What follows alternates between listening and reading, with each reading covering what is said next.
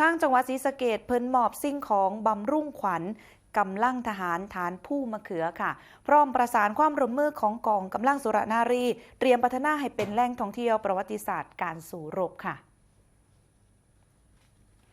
นายอนุพงศ์สุขสมนิตผู้ว่าราชการจังหวัดศรีสะเกษค่ะพร้อมด้วยนายสุริยาบุตรจินดารองผู้ว่าราชการจังหวัดนายสุกิจเหลืองสกุลไทยปลัดจังหวัดศรีสะเกษจ่าเอกสมควรสิงห์ค่ำนายอำเภอกันทรลักษณ์พร้อมโดยหัวหน้าส่วนราชการกานี่ละค่ะร่วมกันเดินทางไปที่ฐานปฏิบัติการผู้มะเขือพร้อมมอบสิ่งของนะคะให้กำลังใจทหารที่ปฏิบัติหน้าที่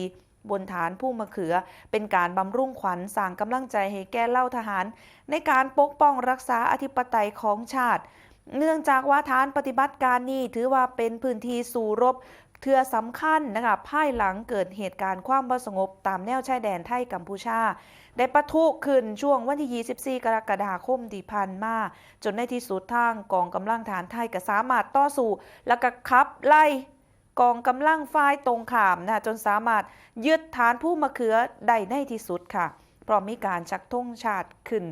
สู่ยอดเสาเพื่อยืนยันว่าดินแดนมองนี้ฐานมองนี้เป็นพื้นแผ่นดินของประเทศไทยถือเป็นพื้นที่ประวัติศาสตร์ด้านสงครามและก็ที่สำคัญสวยงามหลายค่ะเมื่อสักครู่นี้กองแพนไปเห็นธรรมชาตินี่สวยงามมากรับร่มแบบนี้ท่านผู้ว่าขึ้นไปเบิ่งฐานปฏิบัติการไปให้กำลังใจพี่ๆทหารซึ่งทางจังหวัดศรีสะเกษเพิ่นบอกว่าได้มีการประสานความร่วมมือกับกองกำลังสุรนารีกองทัพภาคที่2เตรียมพัฒนาให้เป็นแหล่งท่องเที่ยวประวัติศาสตร์การสู่รบ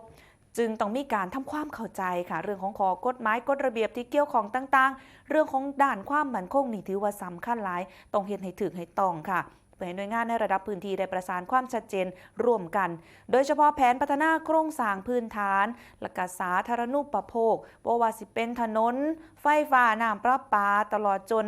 สร้างแหล่งเก็บน้ำขนาดใหญ่เพิ่นบอกว่าซึ่งอยู่ในเขตพื้นที่อุทยานแห่งชาติแน่นอนค่ะต้องมีการประสานร่วมกับทางการไฟฟ้าส่วนภูมิภาคจังหวัดศรีสะเกษการประปาก็ต้องเข้ามาซอยแขวงการทางศรีสะเกษก็ต้องเข้ามาเบิงแขวงทางหลวงชนบทก็ต้องมาแง่งค่ะซึ่งทางองค์การบริหารส่วนจังหวัดศรีสะเกษสำนักงานองค์การบริหารส่วนจังหวัดศรีสะเกษสำนักงานชลประทานจังหวัดศรีสะเกษและก็ทางอุทยานแห่งชาติเขาพระวิหารหารือกับฝ่ายทหารภายใต้กรอบกฎหมายเพื่อความมั่นคงตามแนวชายแดนและก็ที่สำคัญค่ะรักษาปกป้องอธิปไตยของชาติเพื่อสามารถยกระดับให้เป็นแหล่งท่องเที่ยวประวัติศาสตร์การสู่รบในอนาคตอันไกลนี้ค่ะ